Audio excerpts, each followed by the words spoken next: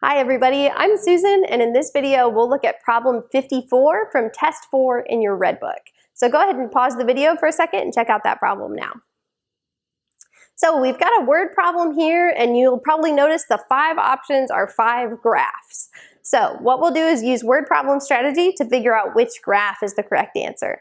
So of course, step 1 of word problem strategy is always to read the whole question and figure out what do they want us to find out here. And in this case, the question we're trying to answer is which graph accurately shows the total number of copies made during each time period. And then we'll do step 2, which is to go through one sentence at a time and organize all the information we're given. Now, I think this is the hardest part of this question. They've given us the timestamps out of order. They're going one copier at a time instead of one time period at a time. So what I went ahead and did here is wrote out the information in chronological order of what's happening rather than copier by copier, because it's a lot easier to envision when you've got timestamps right in a row. So step 3 then is to figure out which graph matches that. And what I'm going to do is sort of draw my own imaginary graph of this and see which one of our options matches that. So here's what's going on here. At 8 o'clock, which is here, all of our copiers are going to start. So things are going pretty well if all 3 of them are working, so it's going to have a high slope. Then at 10 o'clock, A breaks down, but B and C are still going.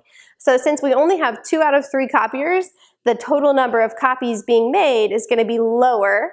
So it's still a positive slope because there are still copies being made, but it's not as high of a slope as it was.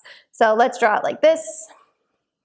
Then at 12 o'clock, we hear that copier B has also broken down, so the productivity is going to go even lower until 1 o'clock when copier A goes back up.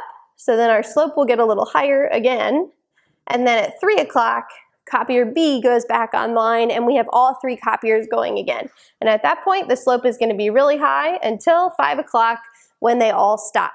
So I went ahead and drew this out. You may not need to do that on the test. You can sort of just look at the graphs and see which one looks like this, because you can sort of visualize, okay, we have the high slope and then a lower slope and then a lower slope and then it goes back up again. And if you imagine that and look at your 5 graphs, the only one that's going to look like that is option F.